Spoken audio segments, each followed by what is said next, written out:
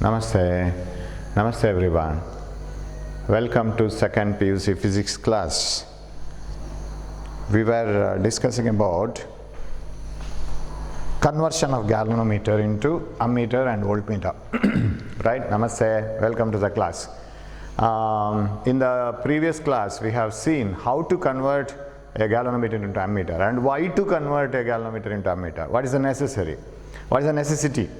Because galvanometer itself cannot be directly used as an ammeter even if you have calibration, because galvanometer has some resistance, some appreciable resistance, and if it is directly used, what happens is the total resistance of the circuit will change, and whatever the current before connecting the galvanometer and after connecting the galvanometer will not be same. So galvanometer will never measure the actual current, and ammeter is an instrument used to measure current, and it is always connected in series, so total resistance will increase. So first of all, you decrease the resistance of the galvanometer by connecting a very low resistance in parallel with the coil, what you call shunt, and then use it as an ammeter. That's what you have to do. Similarly, voltmeter. What is an voltmeter? Voltmeter is an instrument used to measure the potential difference or voltage across any component. How much resistance it should have? Let us see. We will take the same circuit. Yesterday in the previous class we have seen that there is a resistance here, and we have taken a very simple circuit. This was 12 volt and this was 8 ohm and this was 4 ohm, and the current in the circuit was 1 ampere, right? 1 ampere was the current, and the same current should flow through all the resistors like this, since all of them are in series. I equal V by R, 12 by 8 plus 4, 12 by 12, that is 1 ampere. Now, so if you want to measure this current, you have to introduce ammeter anywhere in the path, in the series circuit. Okay, now if you want to measure the potential difference, let us use the galvanometer. Connect the galvanometer that you have with you into a battery of which the voltage is known. For example, I can purchase a 5 volt dry cell battery from the shop. It is a very good DC battery. I purchase the dry cell battery and I connect it across the galvanometer. You know, galvanometer means it should have a needle, and here is a coil which is rotating about a cylinder, and here is a spring and all, right? Spring brings the coil back. You are looking into the coil like this. Where is the duster? You are looking into the coil like this. So this is the part of the coil that you see. This is the cylinder. You know that this is hollow here. It is a frame like this actually, and there is a cylinder, iron cylinder, because it intensifies the magnetic field. So in such an arrangement, if it is taken like this, you can see the top part of the cylinder, and here is spring to bring it back and everything, and these are the two ends of the coil. Connect it to the battery that you have purchased, say 5 volt. Then you are connecting a battery across a resistance, coil resistance. Current starts flowing through the coil, coil twists, say it twists like this. As it twists, the needle comes here. So write it as 5 volt, because this is a 5 volt battery. You know it, because company has written the value on it. We believe them, right? Because it is available in the market. So divide this into different parts. 1, 2, 3, 4. Divide it into 4 parts and name it as 1, 2, 3, 4 volt. Take that voltmeter now. So we are ready with the voltmeter. Remove this, and needle comes back to 0. I want to find out the voltage across 4 ohm. Theoretically, I can do that. What is the voltage across 4 ohm? That is IR. I is 1 ampere, 4 ohm, 4 volt. If 4 volts, I want to measure it. What I have to do? Potential difference is always measured across, because it is the difference between the 2 points. Potential difference means the work done in taking the charge from one point to another. So it is across 2 points. So you have to connect the voltmeter across the resistor. So when you connect it across the resistor like this, right, you take this galvanometer. I will name as a galvanometer like this, RG resistance. So I connect it across this one, RG. So this is the galvanometer.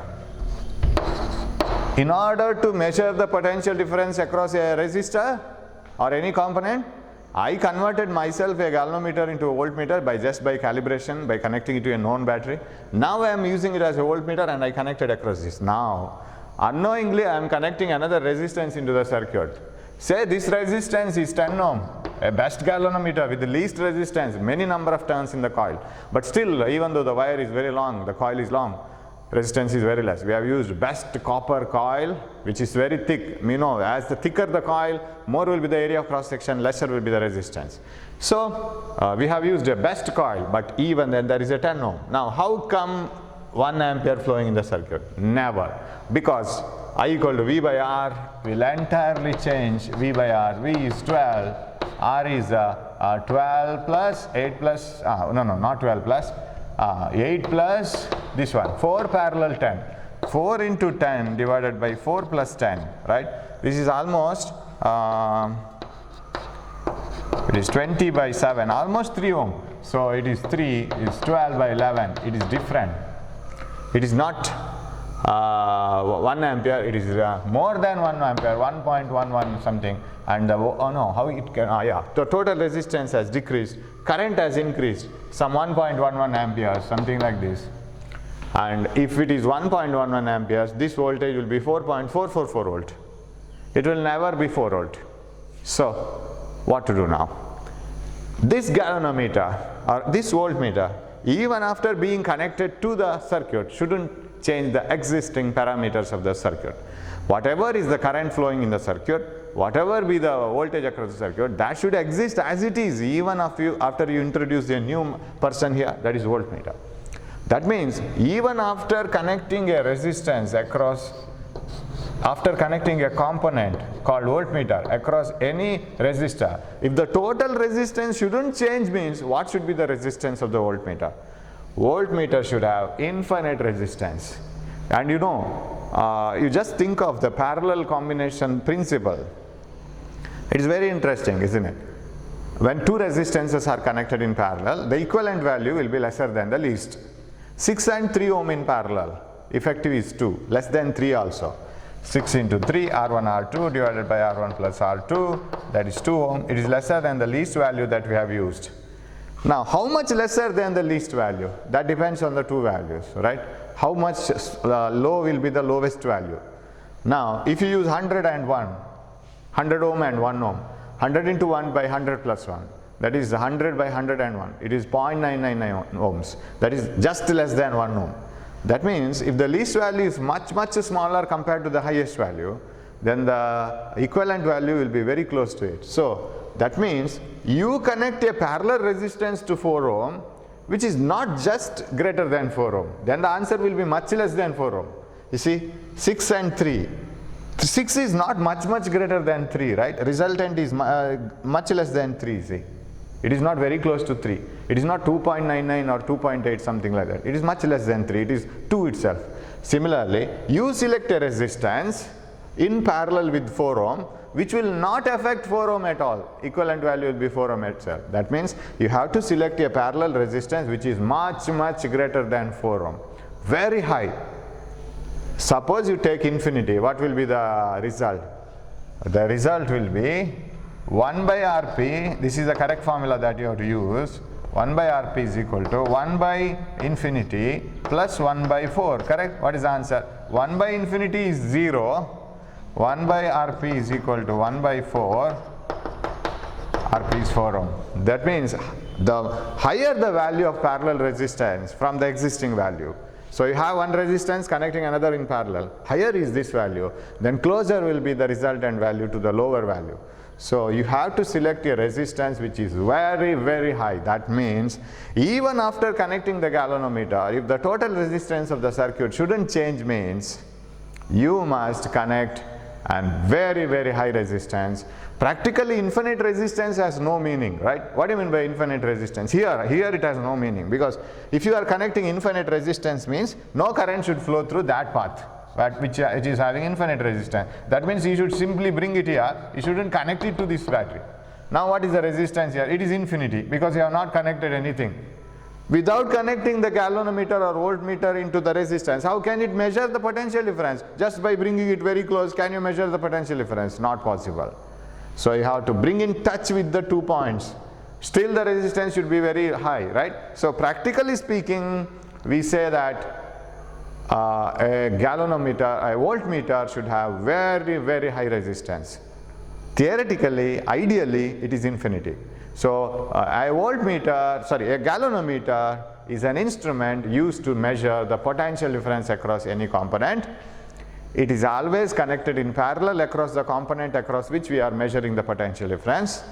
And a voltmeter should have very high resistance practically, because after connecting it to the circuit it shouldn't change the existing resistance, because the original current and original potential difference must be same. That means voltmeter shouldn't change this current, means it should draw very small amount of current, such that if 1 ampere is flowing through this before connecting the galvanometer or voltmeter, after connecting the voltmeter also 1 ampere must flow through this, means whatever the current is drawn by this galvanometer or voltmeter should be very less, negligibly small. If it has to draw negligibly small amount of current, then its value resistance value should be very high. Ideal voltmeters may have infinite resistance, but practically you can have very high resistance. Okay, so that is the idea, right? So if you know why it is so and what is the principle behind this, you can write all these sentences and you can solve the problems very easily, right? So a galvanometer is an instrument a voltmeter is an instrument used to measure potential difference. It is always connected in parallel across its circuit. But once it is connected in the circuit, the existing resistances current shouldn't change, means a voltmeter should have very high resistance practically. A galvanometer doesn't have very high resistance. Its resistance is not very low, which is suitable for an ammeter. It is neither very large, and it is not very large and very low. So voltmeter expects a very high resistance, not in the galvanometer. It's fairly good resistance, like 100 ohm, 200 ohm, like that. Whereas ammeter expects a very low resistance, not low as much expected by an ammeter. So that's the problem with the galvanometer. Now, how can you increase the resistance of a galvanometer? Because if it has to be used as an voltmeter, it should have high resistance. Connect a resistance in series, increase the resistance, make it very large, then connect it across the low value or any value resistance. So then the effective value will be almost the same, and voltmeter doesn't draw much current in order to measure the current what is flowing in the circuit. So it is as if your mother cooks rice in your house, right? When the rice is cooked, if it has to be tested, of course nowadays we have cooker and all, we need not be tested. In the olden days the mothers used to test it. How many amounts of samples they will test? Very few samples, right? Whereas few samples are enough to say that the rice is cooked well or not, because all the things will have an identical criteria. All the rice particles will have the same criteria. So if testing 1 or 2 is enough, so sample is enough. Similarly, to measure the potential difference, a sample of current is enough, which is not disturbing the original current. Okay, so if you want to use a galvanometer as an voltmeter, this is a galvanometer of resistance Rg, and if you want to use it as an voltmeter, you have to connect a very high resistance in series, and I call it as capital R. Last time we connected a low resistance in parallel, shunt, small rs. That S means not series, it is shunt. Here we don't use any suffix, we write directly as a resistance. Now this is the voltmeter. So whatever the voltage that you are going to measure, put it here. But when you are designing a voltmeter, design it into such a voltmeter that you are measuring the maximum voltage. Then anything which is lesser than that voltage will not trouble you. So whenever you design it to the highest value. Then the lower values won't trouble you, because you can measure it, right? If you are purchasing a computer or laptop, purchase it which will fulfill all your needs first. Then lower, of course, some default programs will be arranged in that. Similarly, if you want to open a grocery shop, purchase a weighing machine which will satisfy your maximum value. So that's what here you have to do. So consider a galvanometer of resistance Rg, and a series resistance R is connected across this, and very high resistance, because we want to convert it into a voltmeter of high resistance. Now together these two make the voltmeter. This is the voltmeter, not that galvanometer alone is the voltmeter. Galvanometer with the series resistance is the voltmeter. Now this is the voltage, highest voltage to be measured. So shall I call it as the range of the voltmeter? A voltmeter of range V volts, that is the highest current that highest voltage that you are going to measure. Now, for any voltage less than this, no problem, because if you want to measure the highest voltage, select the resistance accordingly, because when you apply the highest voltage, the current flowing through the circuit should be Ig. That is, that current should be able to produce the full deflection in the galvanometer. What do you mean by range of voltmeter? In the galvanometer, the needle should come to the last division, isn't it? Because you have to use the scale to the maximum possible value. That is the range. So if V is the range, say 10 volt is the range of this voltmeter, when you apply 10 volt to that voltmeter, it should come to the last division. That means what the current is flowing in the circuit now, it is the highest current which produces full deflection in the galvanometer. So current, I don't call it as a galvanometer current, I call it as the current through the galvanometer, current which produces full scale deflection. Produces full scale deflection. So you should be very careful. That means when you apply voltage lesser than this, suppose you are measuring some 8 volt or 5 volt, definitely current to the galvanometer will be lesser than Ig, it will not be Ig. It will be lesser than Ig, deflection will be less, that's all. So V is the range of the voltmeter, Ig is the current through the galvanometer which produces full scale deflection.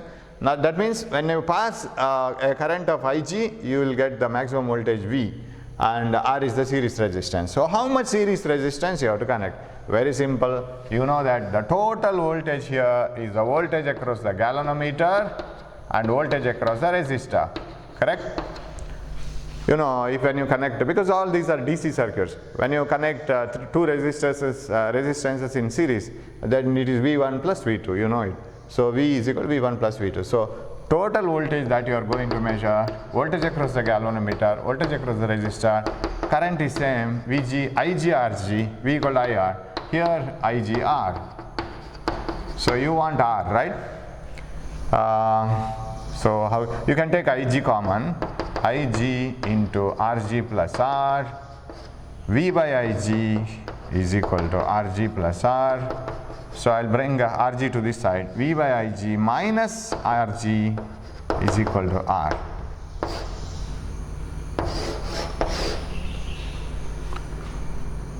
Correct? V by Ig minus Rg equal to R. This is the series resistance that you have to connect. Right? This part is very easy, nothing to be explained much more here, only mathematical. So this is the highest resistance that has to be connected, the series resistance that has to be connected in order to convert a galvanometer into a voltmeter. So if I can recap that conversion of galvanometer into ammeter, because that is also needed side by side. Okay, you know that in a ammeter, a galvanometer cannot be used directly as an ammeter, correct? It cannot be directly used as an ammeter, because an ammeter needs very, very low resistance, because it is always connected in series. Once it is connected in series, the total resistance of the circuit shouldn't change, means resistance that is connected in series should be 0. Okay, an ammeter cannot be, galvanometer cannot be directly used as an ammeter since its resistance is not very low. So how do you convert the resistance of a galvanometer very less? By connecting a very low resistance bypass called shunt resistance. Bypass is my word, don't write it in the exam. It is just to have an analogy. Okay, so this is the current to be measured, range of the ammeter. This is range, correct? Yeah, range. What is this one? Current through the galvanometer. Is it a current through the galvanometer? Yeah, it may be different current through the galvanometer, but Ig is the current which produces full scale deflection in the galvanometer. You should stick on to that. Ig is the current which produces full scale deflection across the galvanometer. I is the range, that is current to be measured, and remaining current flows through this, I minus Ig. Rs, okay, it's like this. Now, if you want to know what is that shunt resistance to be connected, you know that potential difference here and potential difference here are same. So how can you write? Ig into Rg must be equal to I minus Ig into Rs. So what is the shunt resistance to be connected across the galvanometer in order to convert it into ammeter is I minus Ig. Now, Suppose I want to increase the range. Sir, I converted a galvanometer into 10 ampere range, sir. Now I want a 20 ampere range ammeter, sir. What I can do? Already I have connected a shunt. Now it can measure 10 ampere means, don't I have color chalk? Always remember after I begin the class. Yeah, here it is, right. If I measure 10 ampere once, then say 1 ampere flows here. Galvanometer receives very less, then 9 ampere flows here. Now if I try to measure, this 1 ampere is the current which produces full scale deflection in the galvanometer, because we are in the highest values, correct? Okay, let it be. Now, if I want to measure 20 amperes using the same galvanometer, if I use the same galvanometer with the same shunt, if I pass 20 amperes, definitely the current through the galvanometer will be more than the highest value. What happens? The needle will hit outside the scale, and it will hit the boundary of the case, and the ammeter will be spoiled. It will not show the reading. That means even when I select 20 ampere, this must be able to get only IG. 1000 vehicles are the capacity of the city. When I pass 1000 vehicles, 100 vehicles can pass through the city, the main road, and 900 vehicles in the bypass road. So city is safe. But I want the city to accommodate 2000 vehicles. What should you do? Of course, city cannot, that main road cannot be changed. It is already fed up, it is filled with the buildings and all the shops. There is no space to expansion, say. But I want to put 2000 vehicles into the total city. What I can do? Keep the main road as it is, increase the bypass. That means make the bypass more suitable. Let more vehicles, even when you pass 2000 vehicles, main road should receive only 100 vehicles. Remaining 1900 should pass through the bypass. Similarly, when I pass 20 amperes, if I want a 20 ampere range ammeter, then what I have to do is, same IG should pass here, 1 ampere, right? And now 19 amperes should pass through this. What should you do then? If 19 amperes have to be received by the series resistance, you have to decrease this. Because decrease the resistance, increase the current. This shunt has to be able to receive 19 amperes now out of 20, and only 1 ampere should be made to pass through the galvanometer. So, because IG cannot be changed, galvanometer is fixed.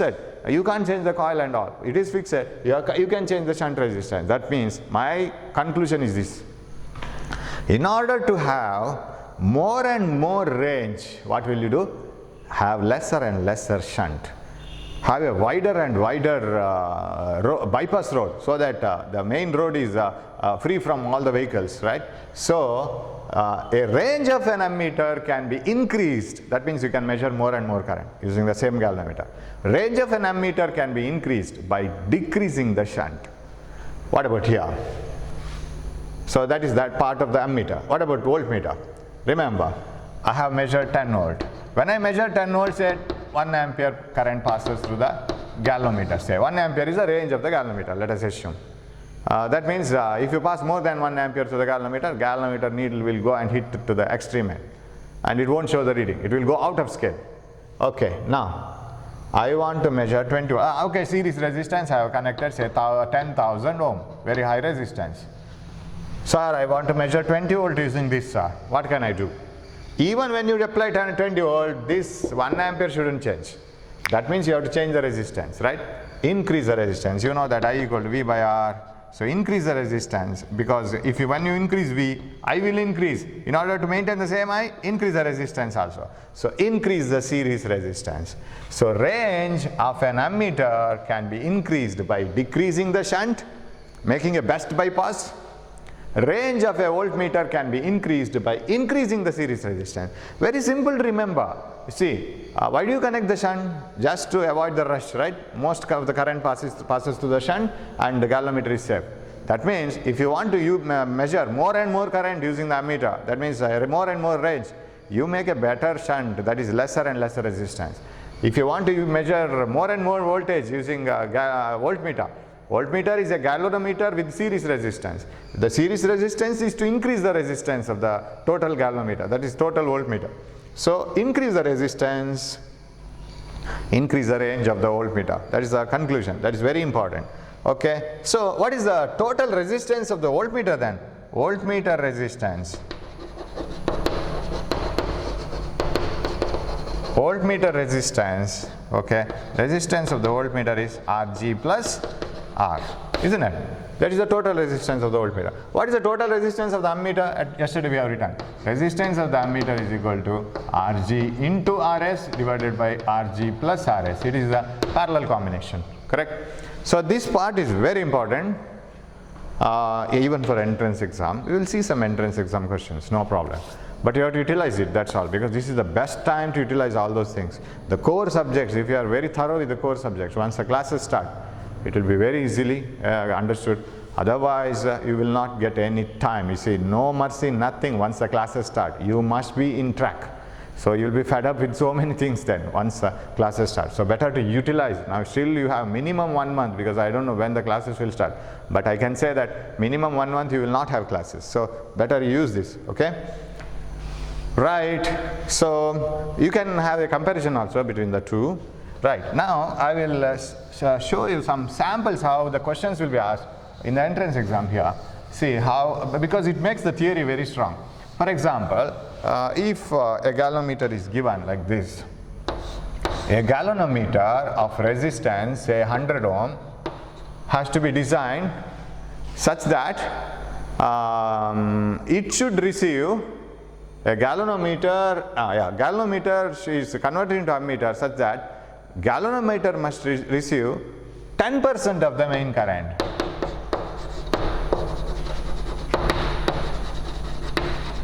What do you mean by that? A galvanometer must receive 10% of the main current. In such a way you have to design an ammeter. What is the resistance of the shunt if the resistance of the galvanometer is 100 ohm? Okay, let me connect a shunt here. See, these sentences must be understood. Some technical terms. 10% of the main current should pass through the galvanometer. This is the galvanometer. Let me define an I, main current. This is main current, right? And other two are branch currents, main current. Then this one. This is one branch current, Ig. And this is I minus Ig. This is what we write usually. Okay. Now, what is 10% of main current?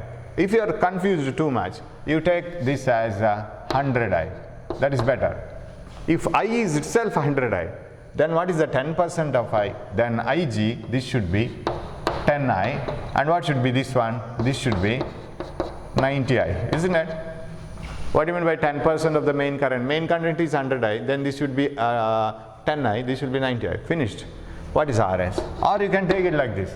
Main current as I, then 10% Ig is 0.9I, because out of 0.1I, out of 10% is 0.1.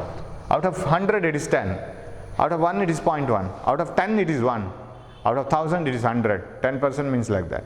So what is what is the Ig minus I minus Ig? What is I minus Ig? I minus Ig will be equal to 0.9I.